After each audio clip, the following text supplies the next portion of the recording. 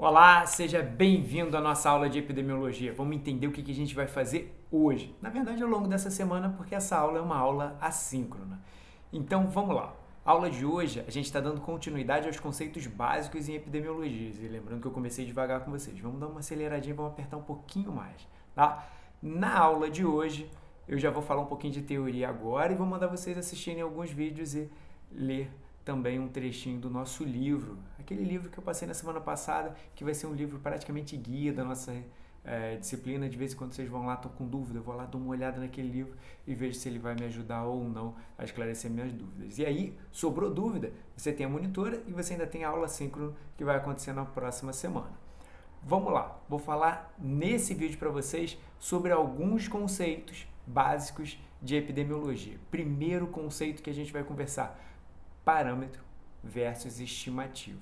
Bom, um dos grandes objetivos da epidemiologia é exatamente realizar as inferências estatísticas. Então, na epidemiologia, eu quero produzir dados, produzir informações que relacionem as situações com os desfechos, ou seja, a exposição com um desfecho para uma população ou para uma amostra. E se eu estiver trabalhando com uma população, o nome desses dados são os parâmetros. Então, os parâmetros para a população. Um parâmetro é uma informação com um grau de precisão, com um grau de assertividade muito maior do que uma estimativa. Porque a estimativa, ela vem de amostras. Então, os dados que eu produzi a partir de uma amostra da população, daqui a pouco a gente vai falar sobre o conceito de população e amostra. A partir da amostra, ela é uma estimativa. Agora, se eu tenho os dados da população, eu tenho parâmetros. Então, dois conceitos diferentes. Ambos são dados, parâmetros e estimativas são dados, porém, parâmetros refere-se à população e estimativa refere-se à amostra. Aí você vai falar assim: Sérgio, tá, mas população, amostra, o que significa? A população, eu penso na população brasileira, população do Rio. Vamos entender um pouquinho da diferença entre população e amostra. Então, a população é o grupo que você pretende investigar, que você pretende estudar. Tá? Então, por exemplo, a minha população de estudo são estudantes de nutrição. Então, estudantes de nutrição representam a minha população de estudo. Não significa que eu vou coletar os dados com todos os estudantes de nutrição. Eu posso coletar os dados somente com uma parcela desses estudantes. Essa parcela é chamada de amostra. Essa separação da amostra da população é chamada de amostragem.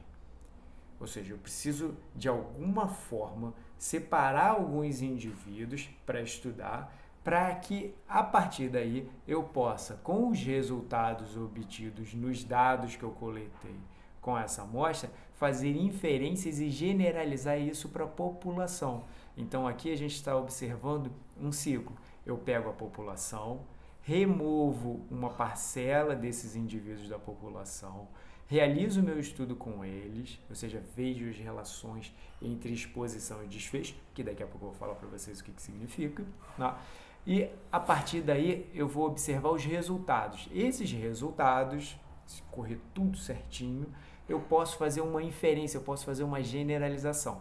Aí nesse momento você está pensando o seguinte: ah, Sérgio, então é só pegar a população, escolher um grupo ali, um grupo de amigos meus da faculdade e fazer o estudo com eles. Não, também não é bem por aí, porque eu preciso que a minha população, ela seja, a amostra da minha população seja significativa, seja epidemiologicamente falando, ela tem que ser representativa do todo. E para isso a gente tem algumas metodologias para fazer a separação dessa amostra. Uma delas é o cálculo de amostra, que eu vou falar daqui a pouquinho, que é um spoiler da aula futura para vocês. Então, eu posso fazer isso de maneira randômica. Eu não posso pegar e escolher, vou escolher só os meus amigos da turma e eu vou achar que o que eu estudar com eles representa toda a universidade. Não, eu preciso fazer uma amostragem normalmente probabilística. Tá? O que significa uma amostragem probabilística? Que essa escolha é feita de forma randômica, aleatória. para que realmente essas pessoas sejam representativas do todo, que no caso é a nossa população. Tá? Bom, a amostragem ela pode ser não probabilística.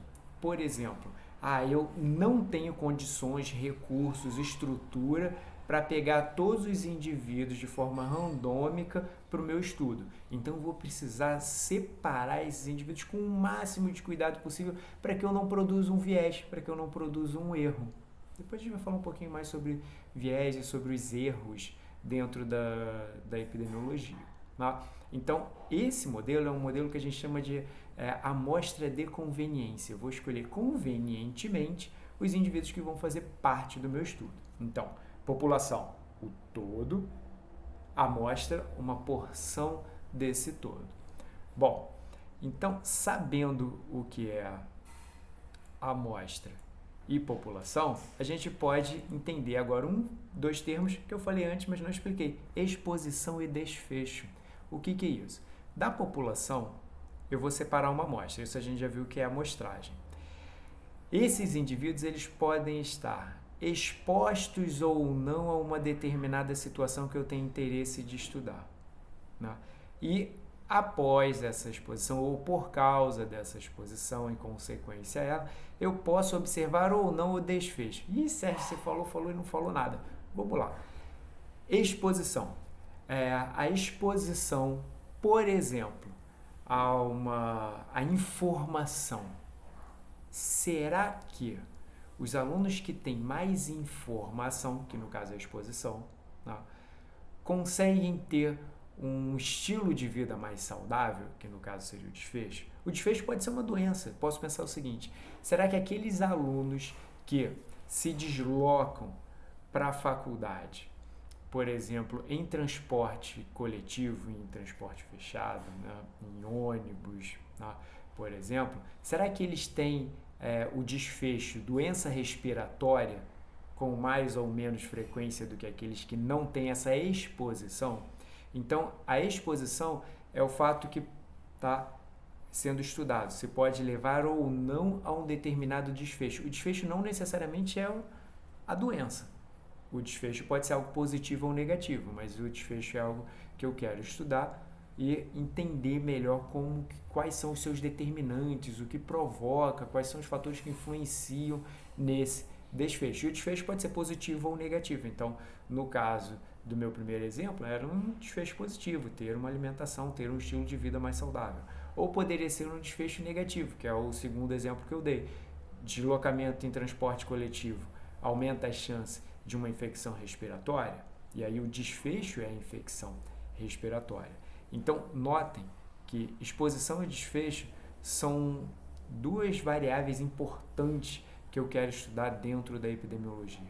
Eu quero estudar se a exposição se relaciona com o desfecho ou não. Dentro de uma amostra bem realizada, dentro de uma boa amostra, eu vou encontrar indivíduos com exposição e sem exposição, e eu vou encontrar indivíduos com o desfecho ou sem o desfecho. E a partir daí eu vou estudar tudo aquilo que está relacionando exposição e desfecho. Como eu falei para vocês, eu vou dar um spoiler. Um spoiler de hoje é cálculo do tamanho da amostra. Esse spoiler é o seguinte: para eu definir qual é a amostra mínima, tem uma formulazinha matemática que é a seguinte, que está aqui na tela para a gente. A amostra mínima é igual a n vezes n dividido por n mais... Eita, Sérgio, tem muito n nessa história. O que significa isso? Vamos lá, esse nzão aqui, o n maiúsculo, é a população. Então, por exemplo, a minha população é de estudantes de nutrição. Vamos supor aqui que sejam 587 alunos de nutrição. Todos os períodos, essa é a minha população. Só que eu não vou estudar todo mundo. Eu vou estudar uma amostra dessa população. E essa amostra da população ela vai ser maior ou menor dependendo do erro que eu vou aceitar. E aonde entra o erro nessa história? O erro aceitável está entrando aqui, é o N0. Como é que é feito isso? Se eu decidir que eu quero um erro de 2%, eu vou colocar aqui, erro de 2%, 2% é igual a 0,02. Matemática basicona lá. Se eu multiplicar alguma coisa com 0,02, eu estou achando 2%. Então, na fórmula eu vou colocar o erro ao quadrado. Então, 0,02 multiplicado por 0,02 é igual a 0,0004. Ah, Sérgio, não entendi esse cálculo. Pega o aplicativo Photomath, aponta para a tela, que isso vai te ajudar a entender o que está acontecendo ali. Bom, ele explica como é que é feito o cálculo. E aí, o que vai ser o N0? O N0 vai ser 1 sobre o E0 ao quadrado, ou seja, sobre o erro tolerável ao quadrado, que é esse 0,004. Então, quando eu faço essa conta, vai dar um valor de 2.500. Vou pegar o N, que é o tamanho da minha amostra, multiplicar por 2.500, depois eu vou dividir pela soma desses dois valores. Isso vai me dar o tamanho mínimo da amostra. Então, a amostra mínima seria de 475 estudantes. Aí você vai falar assim, Sérgio, mas a população é de 587. Para eu ter uma amostra significativa, eu preciso de 475 estudantes, é muita coisa. Sim, porque eu estou trabalhando com um erro de 2%. E aí a pergunta que eu deixo para vocês é a seguinte, qual seria a amostra mínima se eu aceitasse um erro de 5%? Meu erro aceitável passando para 5%, qual seria o valor? Será que vai cair muito esse número? Agora é com vocês que vão me responder o quanto que isso daí vai cair no caso de um erro de 5%. Tá? Mas a aula dessa semana não é só isso. Como eu falei, vocês vão também, tá, assistir 2 vídeos. Esse vídeo aqui é um ótimo vídeo que está no YouTube que fala sobre surto, epidemia, pandemia e endemia. Tá? Esse vídeo vai mostrar muito bem os conceitos de cada um deles e vocês vão ver que isso está muito relacionado com o que a gente está vivendo atualmente sobre o Covid. Tá? Então, assistam um vídeo pequenininho, 4 minutos e 23 segundos. Outro vídeo que vocês vão assistir é esse aqui, Introdução à casualidade em epidemiologia. Ah, Sérgio, mas é a parte 3? É a parte 3, porque a parte 3 é a melhor parte. Ah, eu quero assistir os outros 2 vídeos dele. Posso assistir? Pode também, mas minimamente assiste a parte 3, que você vai entender essa coisa inicial sobre casualidade, sobre inferência, como é que isso tudo funciona. Né? Bom, depois, no finalzinho, o que você vai fazer? Você vai... Opa, botei o vídeo errado.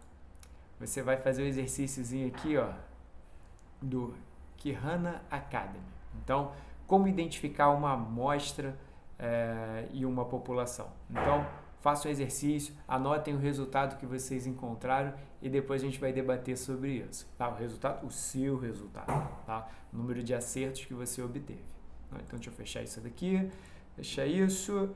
E lembrando que vocês podem também utilizar o livro para tirar qualquer tipo de dúvidas. Tá ok? Gente, bom estudo. Essa semana é só isso. Beijo, um abraço. A gente se vê na nossa próxima semana.